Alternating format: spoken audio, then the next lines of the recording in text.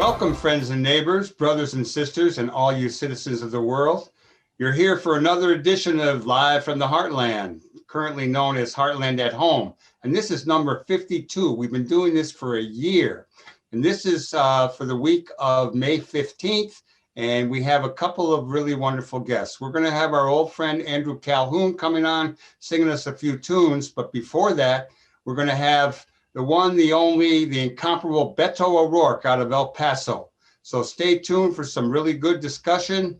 And whether you're listening to it on air, on a stream, over the internet, we're glad you're here today. Good morning to you, Katie Hogan.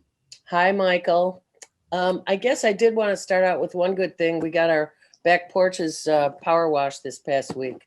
So I get to reorganize my back porch. Well, on that front, my dishwasher broke down, our dishwasher, and we've ordered a new one. Oh. So home improvement is still the order of the day. Right on. Let's go to some bad stuff. Some bad stuff. Look, I have this stuck in my craw, as it were. You know, remember when Chicago outlawed plastic bags, or at least started charging 7 cents a bag to discourage people from using the environmentally sound, the unrecyclable plastic bags? Yeah, you remember that. Now, for the last little while, of course, COVID interrupted everything because certain stores could no longer use your bag from home because it might be diseased. So that screwed things up. But what I have found out lately is if you ask for a paper bag, which is eminently recyclable, they charge you a quarter. A quarter. I mean, come on. We are so behind on recycling in this town. And now to get the recyclable thing costs more than the flippin' plastic bags. Sometimes it's hard to do the right thing, but right now, pay the money and make the issue something that people are concerned about. And how about on more serious front, what's going on over in the Middle East, in Israel and in Palestine? We've had some marches here in Chicago this week, and people are kind of concerned. Well, yeah, I skipped over the global there. I saw, we all know that there is terrible things happening in the West Bank and in Israel. And I was impressed with the size of the march that Chicago held this week. It's not the only one. People are upset all over the world. Intractable, and I don't know how to figure that one out. Middle East, Israel. How about a little report on the For the People Act that's going on in our country and in the halls of justice in DC? Well, I think the oddest thing about that this week is that in the course of trying to deal with, actually allowing U.S. citizens to vote, the Republican Party has a problem with that. They had to take down Ms. Liz Cheney this week because she is not. She won't drink the Kool-Aid on Trump. And I think the oddest thing is that myself, who saw her father as, I don't know, the devil incarnate. I hated him. I'm kind of rooting for Liz. And I'm kind of, that I find a very interesting, yet another, we've lived long enough to see this happen thing. But really, the For the People Act is really important. And we'll talk more about our prize guest today about that. Well, Liz Cheney is really more than any other Republican about bipartisanship. Yeah, I mean, she's telling it how it is, and she's working together on one front anyhow. And we'll see how that all shakes out. There's another thing, just as we were starting to record, where AOC was confronted by that Congresswoman Green out of Georgia. So that's something we have to check out. I just saw it flashing on the news, so I don't have any more details, but I'm rooting for AOC always. You were most upset about what was going on in Arizona earlier when we were talking. Well, I am concerned about that. I mean, there are already 3 recounts on the vote. It's Republican-controlled legislature and Republican governor. Now, the Republican governor was pretty good on saying that who won the election. But now the Republican legislature has brought in what I call the tin horn little outfit to help out in another recount where they don't let any press in and they don't have any people overseeing them. So they can do what they want, apparently. We await to see what happens in the judicial system as it moves up the line once it's challenged. Stay tuned, but Republicans are trying everything they can to just mess with the truth. And the truth in this case is Biden won the election by almost 8 million votes. Yeah, and of course, we will talk more about what's happening in Texas with Beto O'Rourke in a little bit. On COVID, just quickly, this week they decided that young people can get vaccinated, and the reality, it struck me right between the eyes, is that the vaccinating of kids will probably continue the trend that has been happening all year, or since the vaccinations began, that the most privileged get the shots first. A very well-appointed and wonderful school in Evanston has already set up with a medical crew to vaccinate their kids. The other thing I wondered is, I wonder if Chicago, with its fairly terrible record of vaccinating, will have it together to vaccinate school kids in high schools here. Whereas you asked. Yeah, I think a bigger question, even, and I've been hearing it over the airwaves or on the TV anyhow, that, you know, while the world is in dire need of more shots for people everywhere, we're going to give them to the people who need them the least. That would be teenagers and kids younger than that. So once again, our privilege, as much as I hope that people get the vaccine, I'm more concerned about the world situation and how misery is spreading in so many places because of the lack of adequate vaccines. Okay, and one last thing before we invite our first guest. Michael, you wanted us to congratulate our good friend and recent guest, Daniel Biss. Tell people. Well, he was elected the mayor of Evanston. He's the new mayor, and his very first act this week was to announce the creation of a reimagining public safety committee.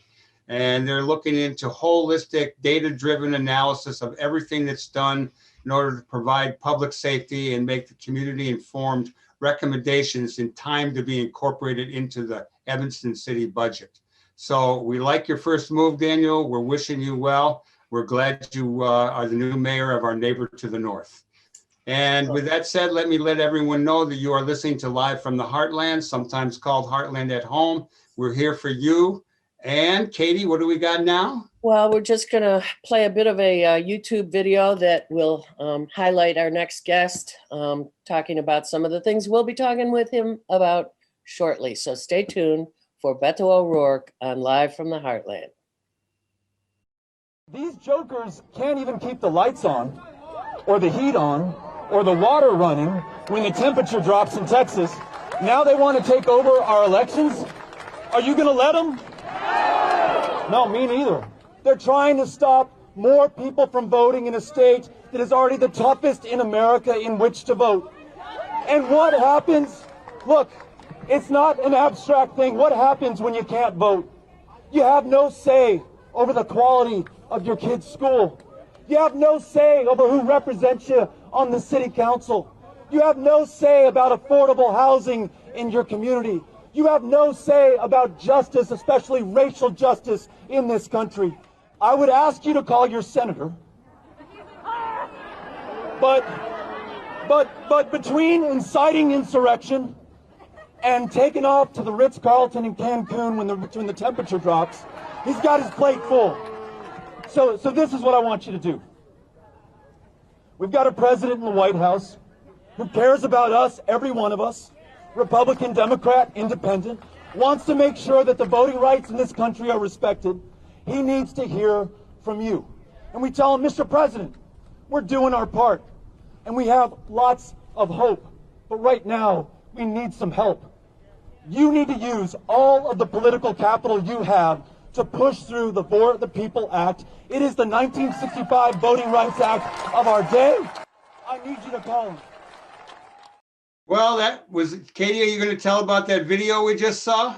Well, it was a YouTube video that featured Beto speaking, And I'm not going to say anything about it because I didn't just watch it.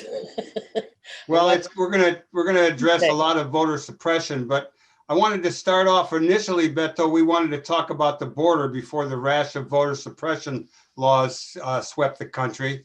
So what we wanted to hear from you a little bit about what's going on in the border. What are the routes? Has it improved? Any solutions that you see on the horizon?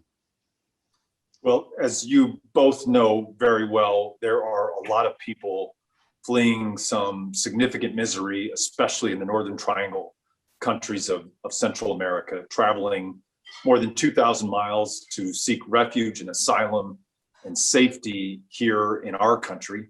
The previous administration made it extraordinarily hard for them to do it. And in fact, many, myself included, would argue broke US law in keeping them from legitimate asylum application requests.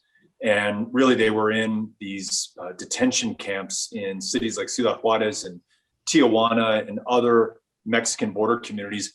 That situation in the first few months of the Biden administration has improved significantly. The Biden administration is trying to ensure that we follow US law when it comes to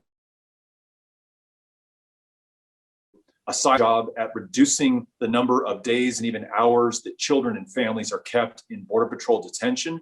And as you know, they're beginning to reunite the thousands of families that were separated under President Trump's cruel zero tolerance family separation policy. So we see some positive steps in the right direction.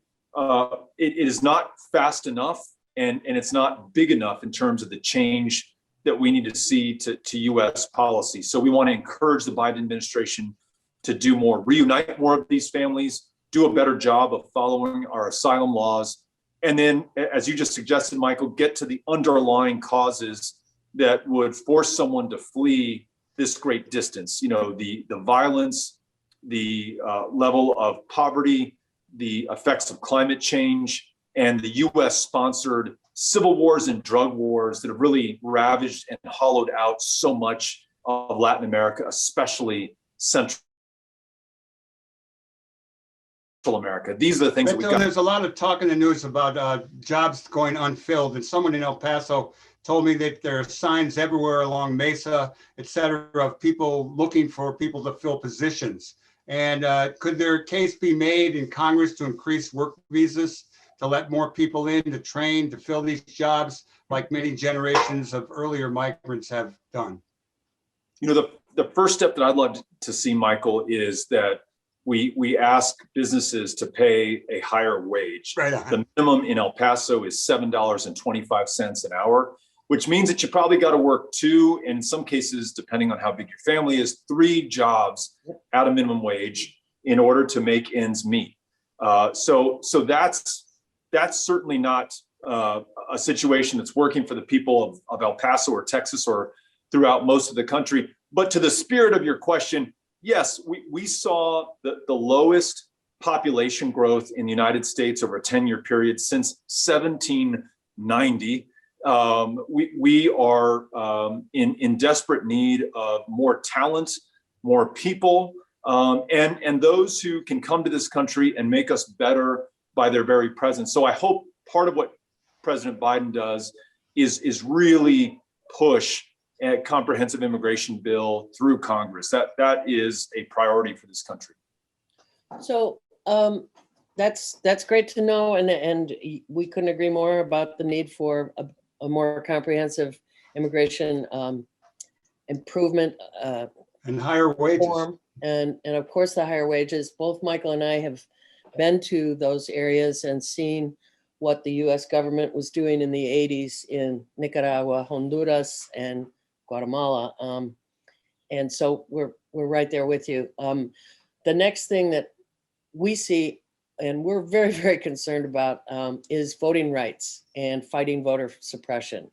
The big lie is still being given as the excuse for suppressive voting laws. What just happened this week in Texas? Did they pass something horrendous that we heard about? They did last Friday in the dead of night, literally at 3 a.m. in the morning. they passed a set of voter suppression provisions that would make it much harder for people to vote in Texas. And Katie, this is already the toughest state in the nation in which to register to vote and in which to cast a ballot. It's 50th out of 50 in ease of voting. And those voter suppression tactics historically have been targeted at Black voters, at Mexican-American voters, voters with disabilities, young voters, old voters, and voters in big cities. And it's no surprise that these current voter suppression bills target these same set of voters. It does away with 24-hour voting, which is really hard on shift workers. Again, you're working two $7.25 an hour jobs. That second shift may get off at 2 a.m. Your next shift may start at 8 a.m. If you don't have 24-hour voting, you're not voting at all. It does away with curbside voting, which would be very hard for those with disabilities. It requires those with disabilities to disclose what their disability is in a public setting. So personal, private, privileged information being released to the public.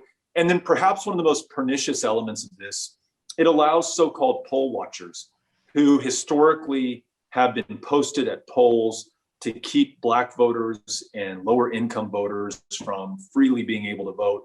It allows them free reign in the polling places, including allowing them to videotape voters as they try to cast their ballots. We know that is likely to dissuade really an untold number of voters and voters targeted within certain demographics that Republicans and frankly, the white men in power in Texas fear the most. So the answer to this is to ensure that we mobilize in Texas to stop these before final passage and before they're signed into law by our Governor Greg Abbott.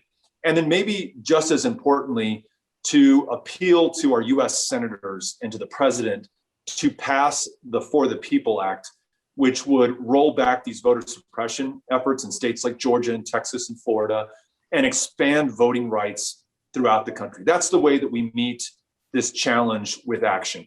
So I'm going to follow up on that just one thing, because different parts of the country have different orientations. For example, you just mentioned poll watchers.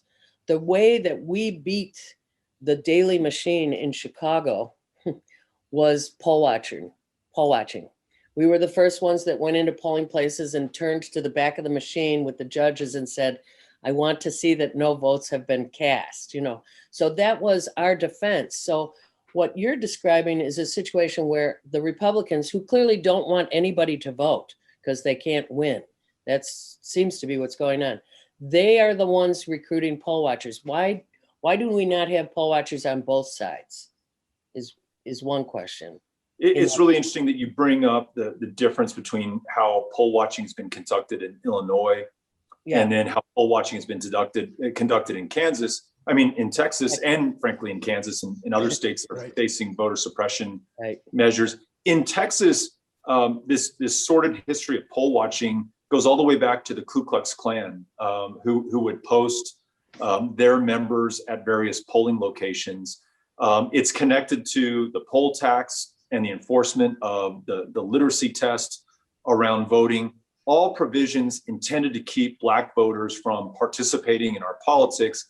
What you see in Texas today with this very onerous voter ID system, a number of, in fact, 750 polling place closures over the last 8 years, and a racial gerrymander of our state, not my words, but the words of a 3-judge federal panel, is you see Jim Crow dressed up in 21st century clothing.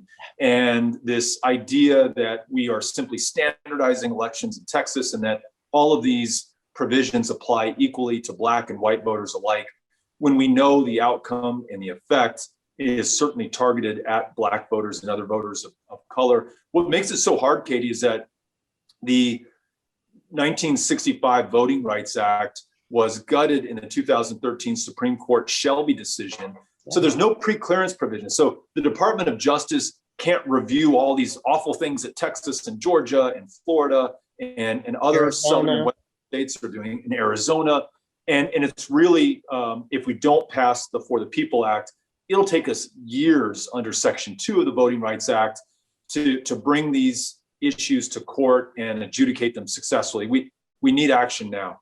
So one of the things that we've been saying on this show in regards to that, because we also cover historic stuff, is that we need an anti-war size movement really across the country, banging on voters' rights and pushing to pass the bill that's making its way through Congress right now. For the people. Yeah. When you started something called Powered by People, is that the right name I've got? That's right. And so we're talking community organizing, aren't we? Absolutely. Our volunteers are going door to door to register voters in Texas. So even if these bills pass and become law, these voter suppression bills, we can still win. It's just going to be a lot harder, and we have to start working a lot earlier. And we can't do it at a distance. We can't literally phone it in. We've got to be at people's doors, having conversations now in 2021. If we have any hope of winning in 2022 or 2024. So Powered by People is comprised of literally tens of thousands of volunteers, primarily in Texas, but we also have them in Illinois and Chicago and really everywhere else in this country, all of whom are focused on restoring and strengthening our democracy and ensuring that in states like Texas, there's a level enough playing field so that Democrats can compete and win statewide elections. And so I'm really proud of the voter registration work our volunteers have done, but they've also done a lot of humanitarian work after we had a really bad winter storm and power outage where nearly 200 Texans died, many of hypothermia and carbon monoxide inhalation. Our volunteers were on the phones and on the doors, bringing water and food and transportation and connecting people to warming centers so that they could literally survive. And we've done something very similar around COVID vaccines in the poorest, hardest hit zip codes in the state, knocking on doors, signing people up for a vaccine, making sure that in a state that's lost 50,000 people already, that we don't lose any more needlessly. And so a lot of great community-based organizing in Texas right now. You know, let me follow that up, Beto. I've been coming down there for basketball in the barrio for about 20 something years. And there was always talk about Texas turning blue from people I met.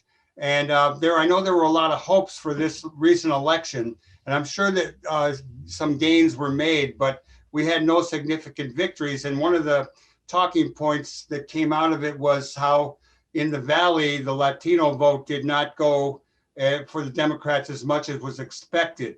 And it occurred to, while Katie and I were talking, that a lot of, there's a conservative strain in the Latino community and always been a number of kind of Republicans. What do we do going forward? Do we try to change those people's minds, or do we get more results? Does a larger opportunity exist if we register new voters and do a lot more, basic organizing to turn out the vote on all sectors? Overall, Latinos overwhelmingly favored Biden-Harris in 2020 throughout the country, including in Texas. But I think the way that you phrased the question is accurate. They did not vote for Biden at the levels that many expected them to. And I think what we're coming to realize as we pore over the voter data from 2020 is that it wasn't so much that Latino voters in El Paso and Laredo and McAllen and Brownsville switched their votes from 2016 to 2020, from Democrats to Republicans, but that new Latino voters who had not voted in 2016 were compelled to come out for perhaps the first time in their lives. And I think there were a number of extraordinary circumstances, including the deadliest pandemic of our lifetimes, the worst recession since the Great Depression, and a host of other unique challenges, especially along the border, that might have precipitated that outcome and that turnout that we saw. You also had this, Michael. Democrats were not on the ground knocking on doors and meeting voters where they were. Republicans were. Republicans did do that hard work. And we can debate whether that was the appropriate thing to do given the public health guidance at the time prior to the vaccine. But nonetheless, when we take our entire army off the field, it shouldn't surprise us when the other army does better than they did the last time around. So I think lesson for all of us, and myself included, is we cannot ever cede the field, and we've got to contest every single door. And so I have been traveling to border communities like Laredo, which is about a 10-hour drive from my home in El Paso, to go knock on doors and meet voters and listen to them and understand what's most important to them. And they need to be hearing a really compelling, simple economic message around wages. You know, we keep coming back to $7.25 an hour. That just doesn't work for anyone. Or healthcare. We're the least insured state in the country. That region, the Mexican border counties in Texas, the Texas counties that border Mexico, are the least insured within the least insured state, which means, Michael and Katie, that people routinely die of diabetes. They die of the flu. They die of curable cancers. And of course, they've been dying from COVID at record rates. So talking about just making sure that you can see a doctor and fill a prescription and take your child to a therapist, making sure that you don't have to work 2 or 3 jobs to make ends meet.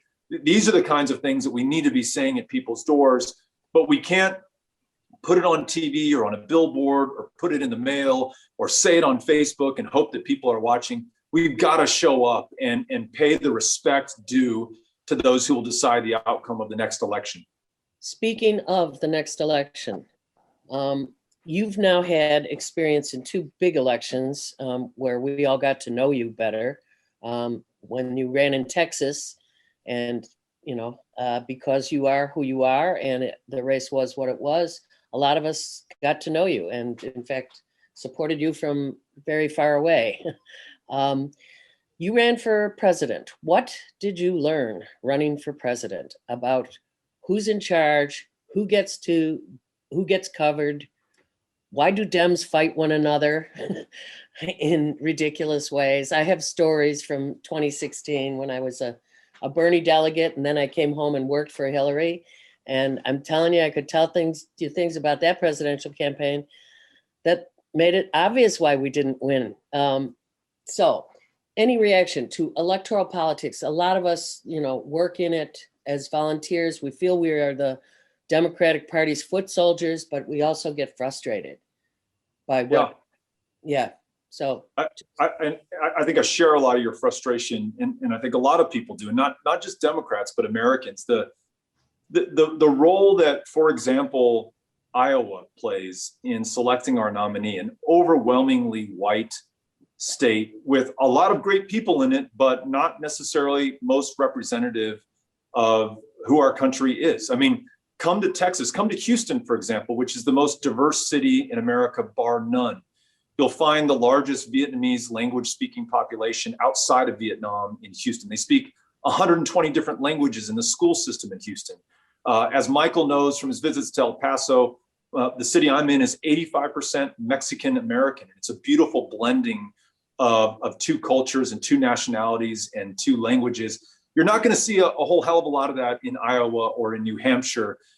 So having a process by which we allow the extraordinarily diverse electorate of the Democratic Party and the extraordinary diverse population of the United States to determine who should represent us as our candidate across this country. I think that would be extraordinarily helpful, and to make it a true contest of ideas and vision and platforms and policies, as well as personality. You're never going to get away from personality. I think that could really improve the process. But I'll tell you this, I have been so pleasantly surprised by President Biden's performance so far. I mean, I don't know that I would have been in the primary race for president if I thought Biden was going to be as great a president as he has been. I would have sat back and gotten behind him, or gotten behind Bernie, or gotten behind somebody else.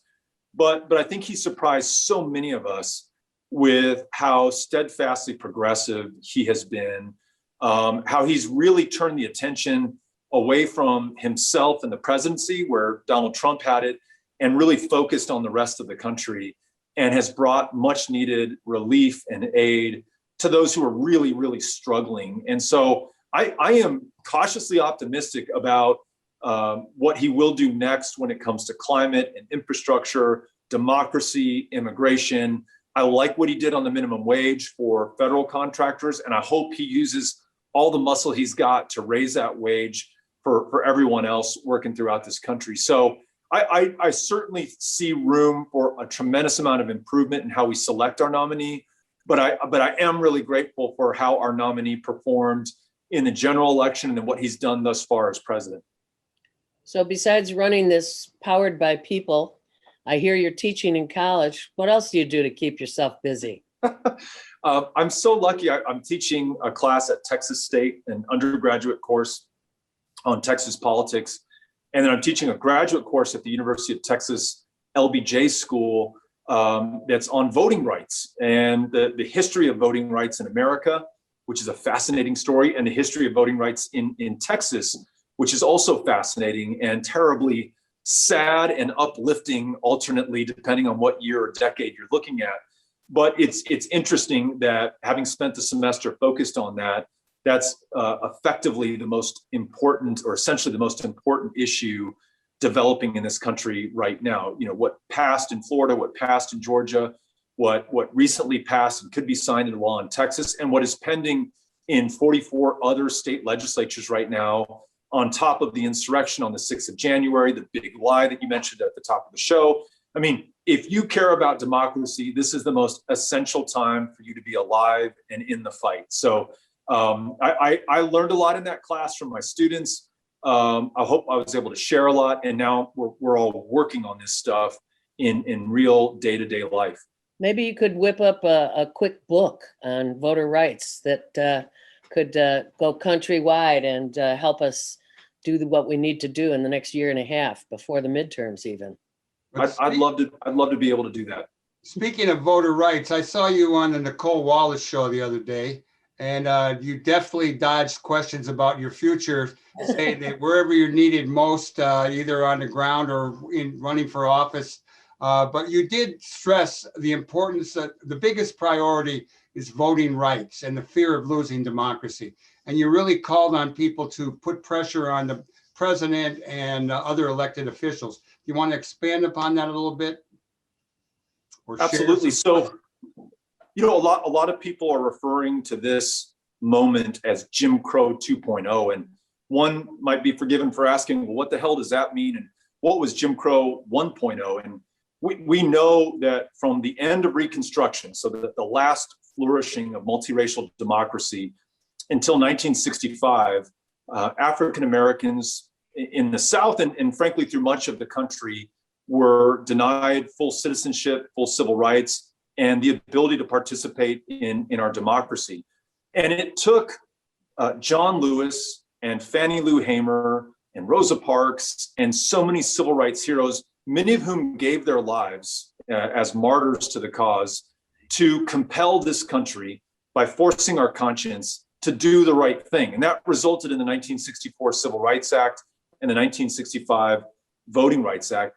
There is no way that Lyndon Baines Johnson would have used his limited political capital in the first years of his presidency to push through these controversial bills if he was not forced to do so by those who took action and applied the pressure that produced the political will to get the job done at the end of the day.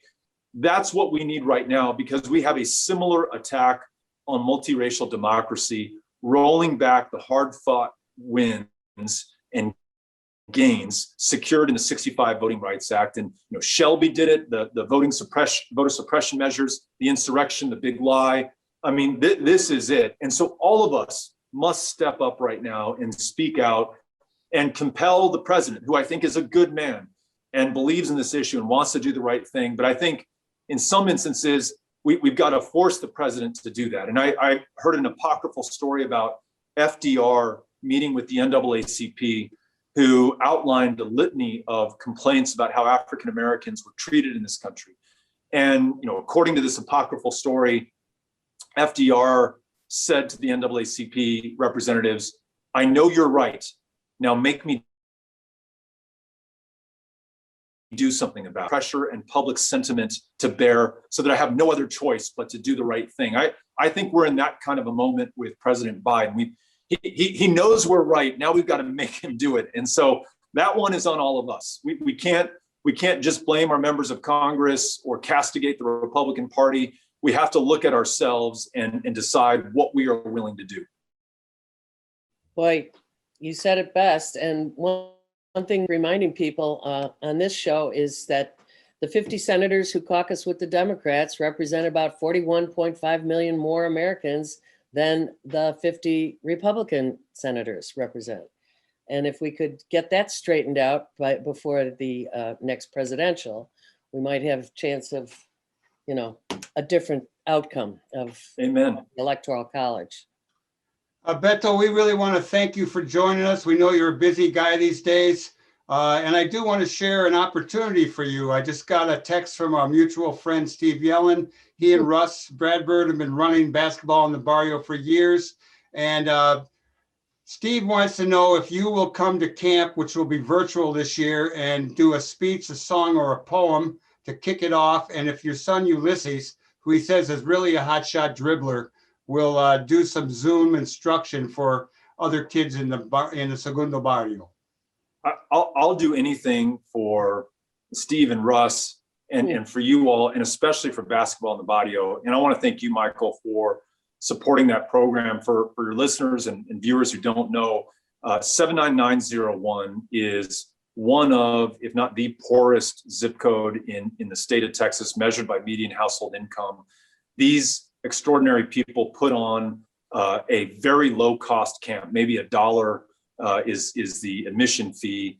And you get a wealth not just of basketball training and education, but you hear from musicians, and poets, and activists and civil rights champions. And it's one of the most beautiful things happening anywhere in the country. And it makes me so happy and proud that it takes place in El Paso. So absolutely, I will be there. And thank you for passing along the invitation.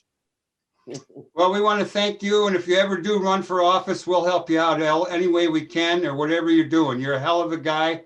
And I look forward to seeing El Paso and watching you in the news. Let me know when you're in town. Thank you so much for your service, Beto. Keep on, keep strong. Power to the Thank people. you, both of you as well. Adios. Adios. Adios, nos vemos. Nos vemos. Bye-bye. Wonderful seasons are used and past. Wonderful seasons are over at last. And now you must die, child. Make it a gracious goodbye, child. Mother, deliver me, mother, deliver me, mother, deliver me now. Mother, deliver me now. Counting beats for the soldiers to go, I lost track in the powerful snow. Oh, when should we go? I'm afraid I don't know. Father, deliver me, Father, deliver me, Father, deliver me now. Father, deliver me now. Hey, we're back. We're back with more Live from the Heartland. And we are really happy now to bring on someone we've known for quite a few years who graced the stage at the Heartland. He's sung around the country, probably around the world. He has his own label, the one, the only, the incomparable Andrew Calhoun. Right on. Good morning, Andrew. How are you? I'm reasonably well. I'm coming around. Yeah. You had a little bit of a setback with the vaccine, I understand. Yeah. I wanted to talk about this because it hasn't been really publicized that much. But if anybody's had a bad reaction to a colonoscopy prep, it's because of the polyethylene glycol, which was never used before in vaccines. It's in the Pfizer and Moderna. So go for the J&J. You do not want to go through what I went through after that shot. I got the Moderna. What's that? I got Moderna. Most people are just fine with it, and I'm glad to be somewhat vaccinated, but I'm not not going to get the second shot. And my doctor hadn't heard of this issue, but it is a rare allergy, but people should know about it. Andrew, the last time that you were on our show, you had your daughter with you. What's she up to? Is she still singing with you? Casey's moved out to Portland and trying to make a life out there. She's living with a fella and his son and being kind of a stepmom, and she'll come back to visit in August. You like the fella? Yeah, I like him. He seems like a good guy. I just met him briefly as they were leaving the state in June, And then a month later, my dad broke his hip, so I've been in heavy caregiving mode. But it's interesting, when the pandemic hit, it was completely grounded, but my father was starting to lose it anyway, so my job kind of went from hand-to-mouth folk singer to being a caregiver for my dad, who has enough money for us both to live on his credit card. So whatever, that's how I'm doing, It's interesting. It's interesting that as we age, we get different jobs to do that we actually never were totally warned about or prepared for. Yeah. Makes you wonder if we were supposed to think that we were actually prepared for the other part of our life. I don't know. I'm not really a sentimental person, I don't look back too much. But I must say the Heartland Cafe, that corner, and that neighborhood it's like home to me. It just means the world to me. I love going back to Rogers Park. I'm out in Glen Ellen now, in this town I couldn't wait to leave growing up. But even this place is more progressive than it used to be. Well, the Heartland building was torn down. They're going to build 6 stories of apartments, and it's a little bit of a little hard to walk by there, because we all had a lot of wonderful memories there, and you did a lot of singing there. Yeah. How about, have you been doing much singing, given all your other duties, your health issues, your dad, etc.?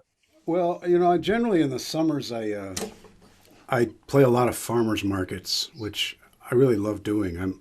I didn't ever know that I liked playing for kids, but I love playing for kids. And I have an occasional online show. I haven't been busking a lot online just because I have so many friends who are just trying to put food on their table that way, and I'm not worried about it for myself. So I've done a couple library shows, and I'm still working on the music. And the last 6 years I've been working on a Robert Burns songbook, which is, let me play one of mine here. Okay. We'll talk about that whole project, which is, I had no idea what I was getting into with that, his legacy. So you're talking Robbie Burns, the poet. Robert Burns, the poet. And I'll play you a song which has been repressed by his editors. Oh, good. I look forward to it. They've never told you what the tune was. I found out what the tune is. I found out when it was written. And it's a completely make love not war piece, which would have been huge in the 60s, but people haven't had access to it really. So anyway, should I play that first? Yeah, let's go. Play one of mine. I'm ready. Yeah. This is fun. It's nice to talk to people. Both looking well. I'm a slippery fish headed for the sea. I might look pretty, but you can't catch me. Don't wanna fry high on that beach. I swim for something that I never reach. I swim for something that I never reach. My heart goes out to weed and rock, weaving in and out of shock, wigging through the water, sniffing in the foam. In my element, far from home. In my element, far from home. Swimming through the darkness, I can't rest. Searching for the key to the treasure chest. Joy of my life, quest and service. Tell my wife, up on the surface, I'll be back by 5:30. Home for supper, dead or alive. Home for supper, dead or alive. Now don't tell me that you think I'm sweet, 'cause we share something to eat. Greedy, moody, call my bluff. Nothing but the gold is good enough. Nothing but the gold is good enough. Don't you know me just so fine? Do you like me pickled in brine, riddled with age marks, stubborn and mean? High on depth and sight unseen, high on depth and sight unseen. Swimming through the darkness, I can't rest, searching for the key to the treasure chest. Joy of my life, quest and service, tell my wife up on the surface. I'll be back by 5:30, home for supper, dead or alive, home for supper, dead or alive.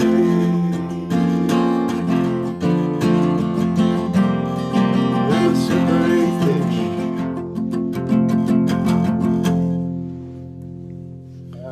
Like that. Very, very nice. Thank you. So tell us a little more about this Robert Burns project that you're working on. Lily Kuzma over at WDCB has a show on Tuesdays called Folk Festival. Wait a minute. What's WDCB?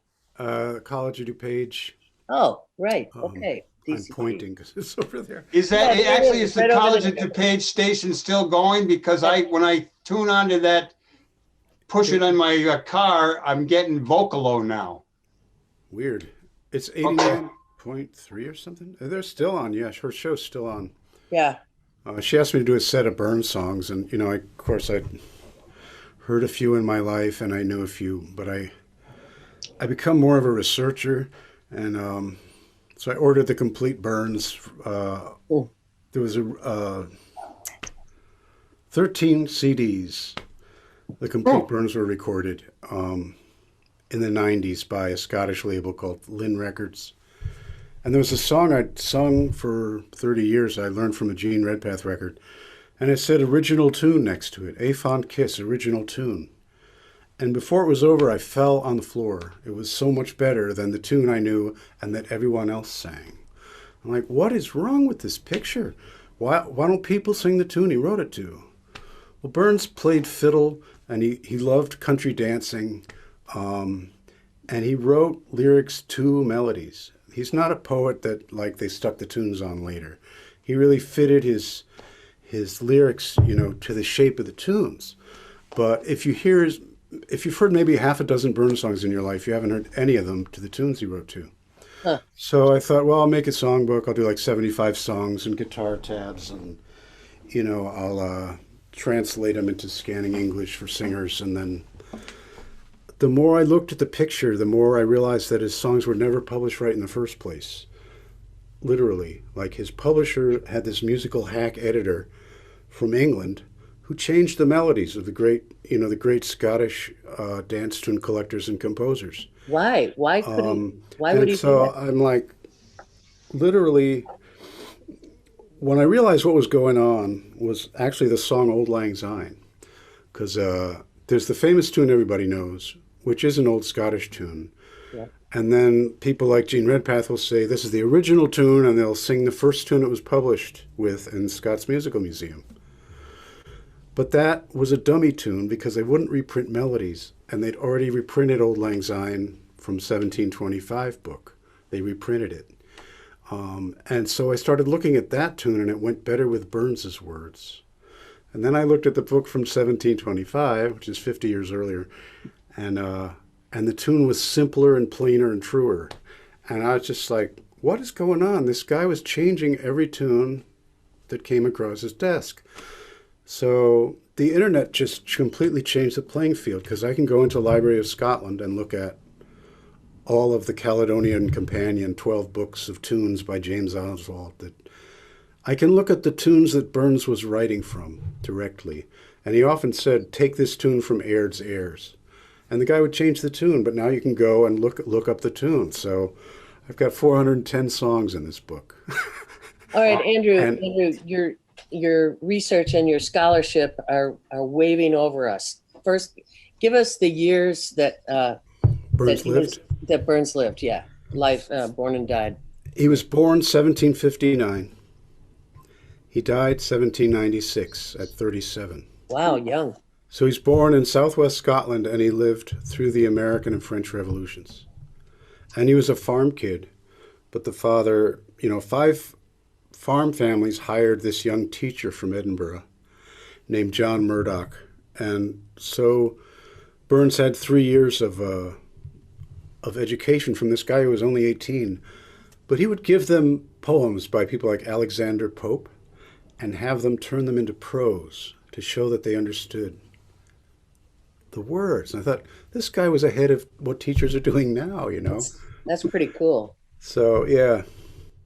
Well, we're going to ask you to do another song to take us out. But before you do that, how about sharing a little bit about what's going on with your label and what you know about other musicians? You did allude to other people having some hard times and doing busking online, and you chose not to do that. Do you have anything to share about some of the other folks that we might know, as well as how your label is doing, Waterbug? Well, Waterbug I closed. And, I'm glad I did. Should have done more research. Waterbug was all CDs, and they're going by the wayside, and I closed it right about in time not to be running to the post office during the pandemic, So that's Waterbug. There's a lot of great musicians doing shows online. Some of them are quite famous. Some of them are, I love watching my pal Michael McNevin out in California. Rod McDonald does great shows down in Florida. Kate McLeod does something every Sunday night. And some of them, they're doing okay with it. They got their followers, and it gives you a reason to play, prepare a show and so on. Anyway, this song perfectly illustrates why I'm doing this book, because I didn't know it had a tune, and I always loved the words. The first line is, "I murder hate by field or flood." Like, wow. So this is, Burns could have fought against us, at the Bunker Hill. He could have signed up. So this was written around 1781 or 2. It's called On the Great Recruiting in the Year 17 during the American War. So this is a tune that has never been published with the words, so I'm excited to get this one out. Thanks, you guys, for having me on. It's really... We love you. It's great to love you too. It's great to see you, Andrew. We get to see you in person before too long. I murder hate by field or flood, though glory's name may screen us. In wars at home I'll spend my blood, life-giving wars of Venus. The deities that I adore are social peace and plenty. I'm better pleased to make one more and be the death at 20.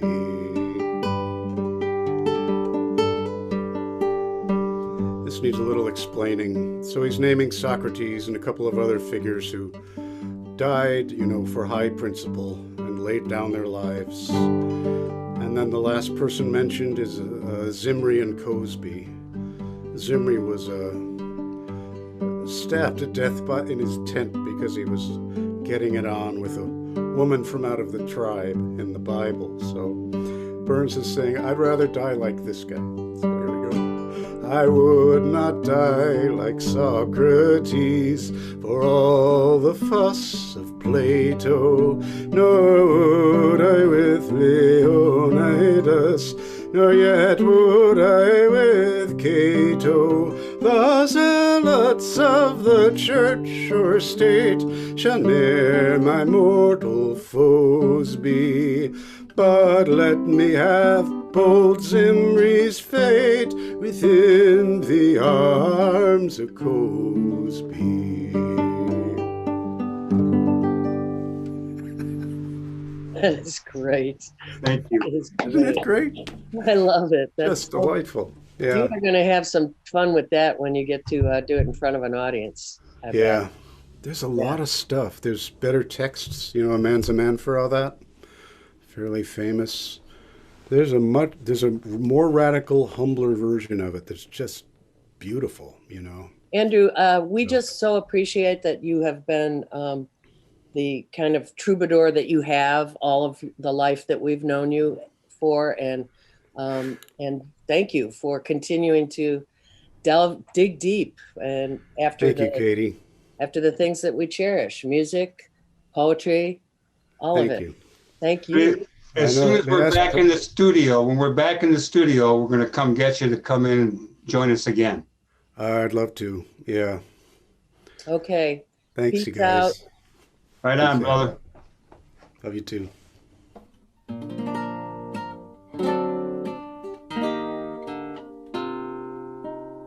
Think of all the seasons and the feelings and the moods. Think of all the people that our love affair includes. We are bound together like the morning and the evening. We are bound together with the living and the breathing wind.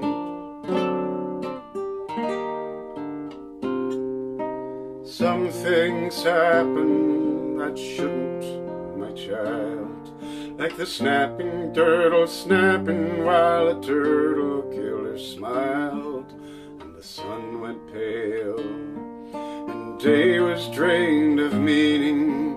We are bound together with the living and the breathing wind.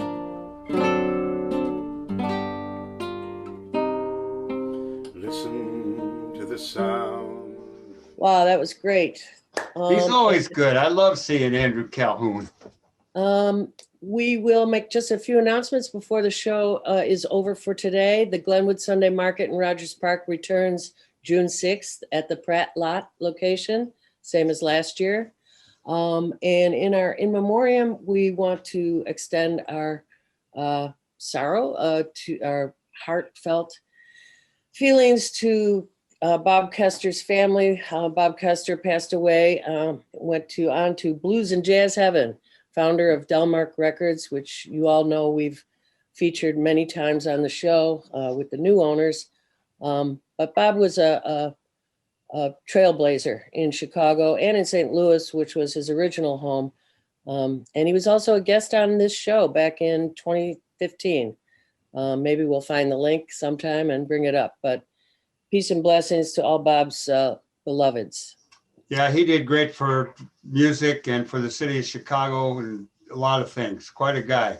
One little sports note, 5 team captains and members of the often powerful Syracuse men's lacrosse team recently threatened to walk out if attack man, his name is Scanlon, was reinstated from an indefinite suspension, which came after an allegation of domestic abuse. And I point this out because in the world of sports, sometimes the jocks are not as sympathetic and understanding of proper behavior, and apparently the lacrosse players up at Syracuse are. And with that said, we're going to turn to... I want to say for over 25 years, we have brought you live from the Heartland, now called Heartland at Home, broadcast every Saturday morning at 9 a.m. Central Time on Chicago's WLUW 88.7 FM, where it is also streamed live. You can also reach any of our archive shows at youtube.com/heartlandmedia. And we are cablecast all week long on CAN TV, channel 27. Thanks to our team, Luis Mejia, Lynn Orman-Weiss, with shouts out to James Porter and Tom Clark. Where are you boys? Mwah. We're going to go out to Our World by Twin Peaks. Have a great week. Do good in the world. The world needs all the good that we do. All power to the people. All power to the people.